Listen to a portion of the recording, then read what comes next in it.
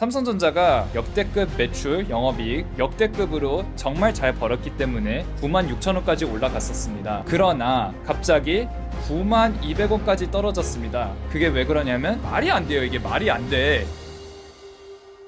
안녕하십니까. 5살도 이해하는 경제 오이경이라고 합니다.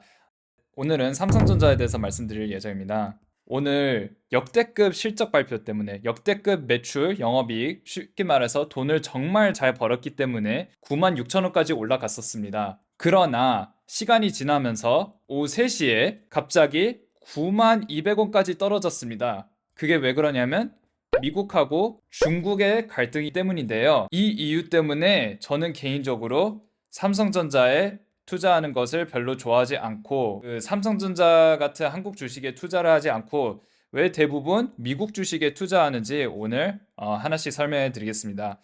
일단 첫 번째는 왜 삼성전자가 어떻게 96,000원까지 올라갔는지 한번 볼까요? 삼성전자가 최고 가격이 96,000원이었습니다. 삼성전자의 오늘 잠정 실적 발표가 냈는데요. 이게 매출이 역사상 처음으로 분기 매출입니다. 분기 7, 8, 9월 3개월 매출이 처음으로 80조를 넘어서 처음으로 86조 원을 기록했습니다. 영업이익은 12조 원을 기록했고요. 이 숫자가 얼마나 역대급 숫자인지 이제 보여드리자면 일단 말씀드렸듯이 매출은 80을 넘은 것은 이번이 처음입니다. 그 분기 매출이. 그리고 영업이익 12조 원은 최근에 이제 영업이익이 진짜 적으면 6조 원일 때도 있었고 9조 원일 때도 있었습니다. 그래서 대부분 사람들이 이번엔 잘했으니까 예상 영업이익을 10조 원을 예상했거든요. 그런데 이제 실제로 보니까 3개월 영업이익이 예상보다 훨씬 더 커서 12조 원을 기록했다고 합니다. 이게 사실 어마어마한 숫자입니다. 그래서 사실 어제 트럼프 때문에 여기 보시면 10월 13일 트럼프가 이상한 말을 했기 때문에 여기 가격에서 이렇게 떨어지지 않습니까? 그럼에도 불구하고 잠깐이라도 9만 원에서 96,000원까지 이렇게 올라갔었습니다. 왜 그러냐면 말씀드렸듯이 그 역대급 매출하고 영업이익을 보여드렸기 때문입니다. 만약 이게 미국 회사였다, 예상보다 매출이 영업이익이 훨씬 더 높았으면 무조건 이거는 주가 상승이거든요. 뭐 5%라든지 뭐 10%라든지 이렇게 올라갈 가능성이 매우 높았어요. 하지만 삼성전자는 안타깝게도 한국 주식입니다. 한국 주식이다 보니 이런 역대급 발표에도 불구하고 똑같은 날에 무슨 일이 있었다? 96,000원에서 92,200원까지 떨어진 겁니다. 말이 안 되는데, 자, 이제 왜 92,200원까지 떨어졌는지 이제 함께 보겠습니다. 92,200원까지 떨어진 이유는요, 초반에 말씀드렸듯이 미국하고 중국이 이제 싸우기 때문인데요. 왜 싸우냐? 자, 이런 일이 있었거든요. 최근에 이제 미국이 중국이 법을 어겼다라고 해서 무역법 301조라는 걸 내세워서 조사하겠다라고 얘기를 했습니다. 쉽게 말해서 미국이 이렇게 얘기했습니다. 야, 중국, 너 이상한 거 같아. 그러니까 우리가 너 조사할게. 무역 301조 이렇게 된 겁니다. 그러면 이제 중국 입장에서는 뭐라고 합니까? 뭐가? 우리가 이상해? 어떻게 보면 긁힌 거죠. 중국은. 그러면 이제 하나오션 같은 미국에 있는 회사들은 우리하고 거래하지 마라고 한 거예요. 하나오션이 한국 회사죠. 한국 회사인데 이제 최근에 무슨 일이 있었냐면요. 미국에 가가지고 배 만드는 곳을 많이 지었어요. 그래서 무슨 일이 있었냐면 이 뉴스로 인해 하나오션 마이너스 6%, 삼성중공업 마이너스 5%, HC현대중공업 4%, 하나에어로스페이스 6% 이렇게 그 한국 회사들의 주식이 확 떨어졌습니다. 그 중국이 이렇게 발표를 해가지고. 그런데 아니 저는 이게 어이가 없는 게 얘네들 그렇다 쳐요. 그런데 왜 굳이 삼성전자가 떨어지냐? 이거는 제 개인적인 생각인데 이렇게 미국하고 중국하고 갈등이 있다 보니까 한국 주식에 투자하는 외국인 기업이라든지 기관들이 불안해서 판 것 같아요. 팔았어요. 야, 이거 더 심해지면 삼성전자에도 영향이 있을 수도 있겠다. 아무래도 대한민국에서 가장 큰 기업이고 반도체 중국에 많이 보내니까 영향이 있을 수도 있겠다라고 한 거예요. 왜냐하면 말씀드렸듯이 미국, 중국 갈등이 있으면 삼성전자 중국 수출 못할 수도 있다. 뭐 이 우려 때문에 삼성전자 주가가 이렇게 확 내려간 겁니다. 네, 이해가 되시겠죠? 그리고 앞으로도 계속 되게 안 좋아질 수도 있다라고 하거든요. 왜냐면 증권사 사람들이 에이펙 회의 전까지는 주식이 오르락 내리락 할 수 있을 거다라고 얘기를 했습니다. 언제 좀 안정이 되냐면요. 트럼프하고 시진핑하고 만나서 우리 사이좋게 지내자라고 하면 어느 정도 안정이 된다고 합니다. 그런데 반대로 만약 계속 싸우면 주가는 계속 내려가겠죠. 아무튼 제가 여러 이야기를 했는데요. 완전 초보들 위해서 매출하고 영업이익의 차이가 뭔지 말씀드리겠습니다. 매출은 말 그대로 그냥 내가 번 돈입니다. 내가 돈 얼마나 벌었는지. 그리고 영업이익은 이 매출의 숫자에 여러 가지 비용을 뺀 숫자가 영업이익입니다. 비용이 뭐 전기세일 수도 있고 인건비일 수도 있고 뭐 재료비일 수도 있고 이런 비용을 뺀 나머지 영업이익을 볼 수 있는데요.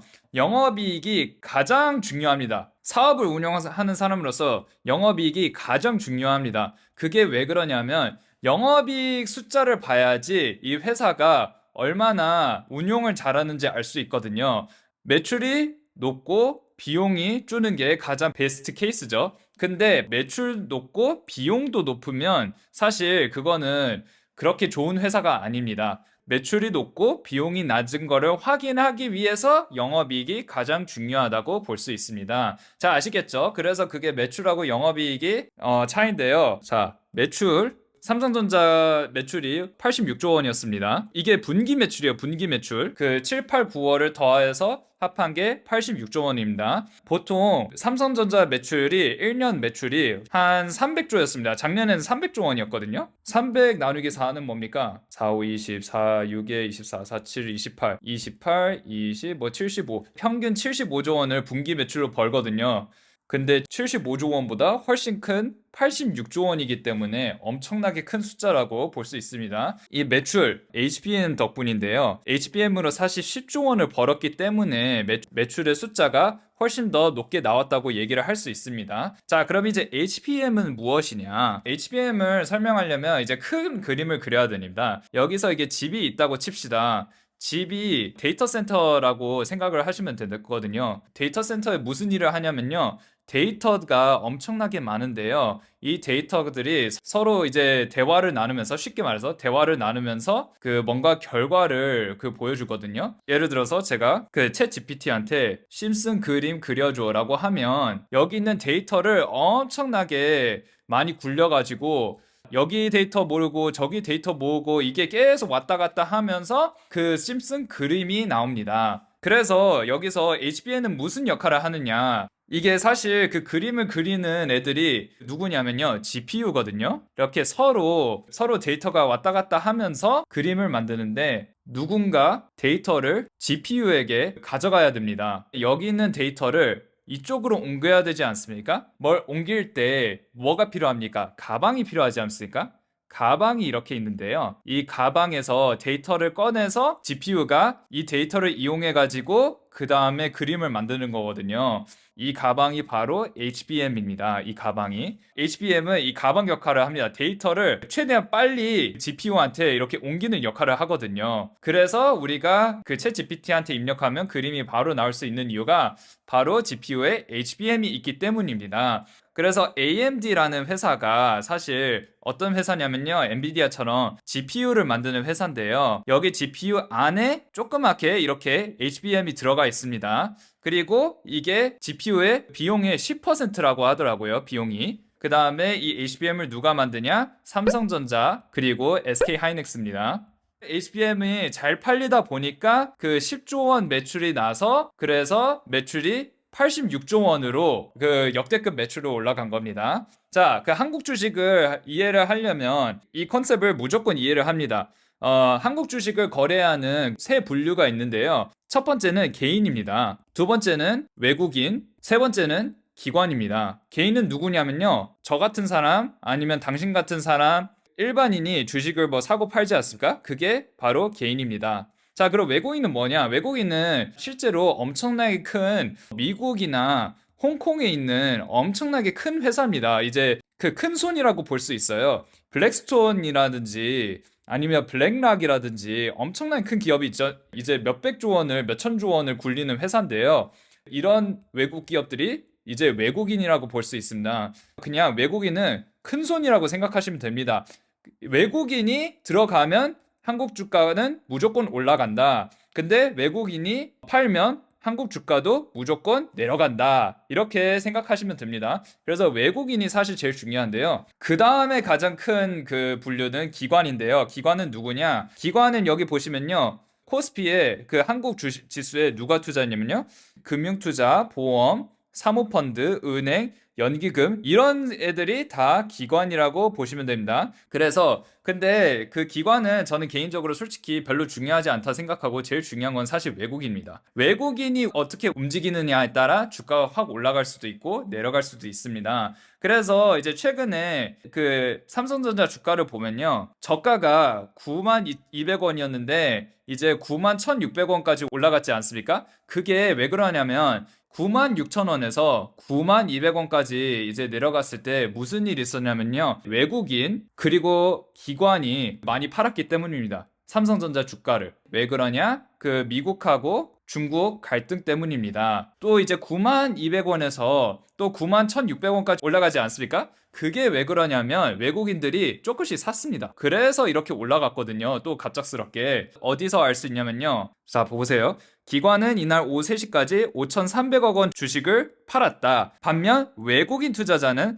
3,670억 원까지 순매수를 늘렸다. 보이시죠? 이제 3,670억 원을 외국인들이 매수를 했기 때문에 92,200원에서 91,600원까지 이제 겨우겨우 올라간 겁니다. 한마디로 말씀드렸듯이 외국인이 들어가면 이제 주가가 조금 올라가는 겁니다. 그래서 이게 말씀드릴 수 있는데 왜 제가 한국 주식 투자를 하는 것을 별로 안 좋아하는지 이제 설명할 수 있는데요. 결론부터 말씀드리자면 첫 번째는 외국인 눈치를 많이 봐야 되기 때문이다. 외국인들이 팔다 다시 또 사고 팔고 사고 이렇게 하는데 그냥 조금씩 사는 게 아니고 갑자기 엄청나게 사거나 아니면 엄청나게 팔 수 있습니다. 그래서 주가가 확 완전 올라갔다 완전 내려갔다 이러기 때문에 그래서 이 외국인 눈치 보는 게 너무 싫거든요. 자, 이거를 제가 증거를 보여드리겠습니다. 주 차트를 보시면 이 U자 보이시죠? U자. U자가 왜 그러냐면요. 이때 외국인들을 엄청나게 많이 팔고 여기서부터 엄청나게 많이 샀기 때문에 이런 U자가 생기는 거거든요. 그리고 말씀드렸듯이 이렇게 계속 왔다 갔다 올라갔다 내려갔다 올라갔다 내려갔다 올라갔다 내려갔다 이렇게 많이 하잖아요. 외국인들이 여기까지 사고 그 다음에 또 팔고 또 사고 팔고 또 사고 이렇게 팔고 하다 보니까 이거는 사실 미국 주식에 보기 힘든데 이제 한국 주식은 뭐냐면요. 이렇게 됩니다. 그리고 두 번째 이유는 이제 한국은 중국하고 미국 사이에 있기 때문에 여기서 일이 터지면 한국의 주가가 떨어지고 또 여기서 일이 터지면 또 이게 한국 주가가 떨어지고 이러다 보니까 그래서 왔다 갔다 하는 게 엄청나게 많습니다. 보이시다시피 여기에 엄청나게 또 내려갔고 그 다음에 조금 올라가다가 또 다시 이렇게 내려가고 그러면 여기서 산 사람들은 여기에 팔아도 본전을 못 가지거든요. 여기는 96,800원이었고 여기는 91,600원이었으니까 이게 사실 2020년이고 지금 2025년이거든요. 그러니까 5년 동안 물려 있는 거예요. 물려 있다는 게 뭐냐면요. 내가 가지고 있는 계좌가 내 돈이 마이너스다 보니까 팔지를 못하는 거예요. 그거를 물렸다라고 하거든요. 미국 주식을 샀다면 미국 주식은 상승세거든요. 꽤 많이 벌었을 겁니다. 미국 주식을 투자를 했으면. 미국 주식 중에서 안전하고 현금이 많은 회사. 이런 데 투자를 하면 웬만하면 주가가 이렇게 성장하기 때문에 돈을 벌 수 있고요. 그리고 미국은 회복이 훨씬 더 빠릅니다. 미국 주식 시장에 21번이나 금융 위기가 있었어요.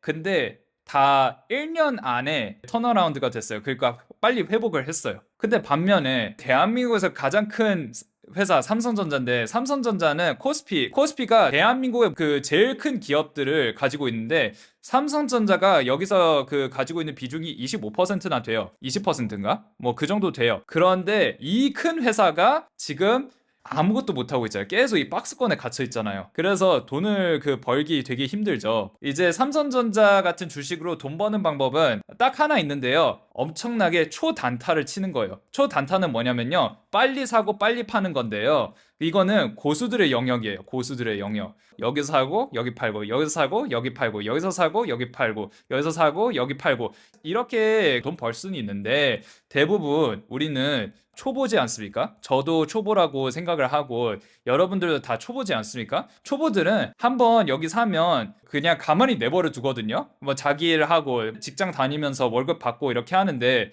여기 투자하면 어떻게 됐습니까? 여기까지 올라갔으니까 수익이 여기까지밖에 안 납니다. 반면에 애플은 어떻게 됐습니까? 2020년에는 $70였습니다. 2025년에는 $247였습니다. 삼성전자는 똑같은 기간에 96,000원에서 91,000원으로 갔는데 애플은 어떻습니까? $50에서 $247까지 이렇게 올라갔습니다. 주식 고수가 아니고 이제 길게 보시는 분들 입장에서는 어느 회사에 투자하겠습니까? 솔직히 애플에 투자하겠습니까? 삼성전자에 투자하겠습니까? 그래서 저는 개인적으로 미국 주식을 더 선호한다고 말씀드릴 수 있습니다. 왜냐? 대부분 이렇기 때문에. 한국 주식은 U자. 그래서 제가 개인적으로 삼성전자를 별로 선호하지 않습니다. 왜냐하면 이렇게 역대급 실적, 매출이 86조, 영업이익이 12조인데 주가가 96,000원에서 96,200원까지 내려갔다? 한국 주식이니까 가능하지 미국 주식에서 말이 안 돼요. 이게 말이 안 돼. 그래서 여태까지 제가 왜 삼성전자 같은 한국 회사에 투자를 안 하는지 꼭 말씀드리고 싶었는데, 이번 기회로 동영상을 만들자 해가지고 이렇게 만들었습니다. 아무튼 오늘 시청해주셔서 감사드리고요. 좀 도움이 되셨으면 합니다. 이게 시야를 넓히게. 자, 구독, 좋아요, 알림 설정 부탁드리겠습니다. 감사합니다.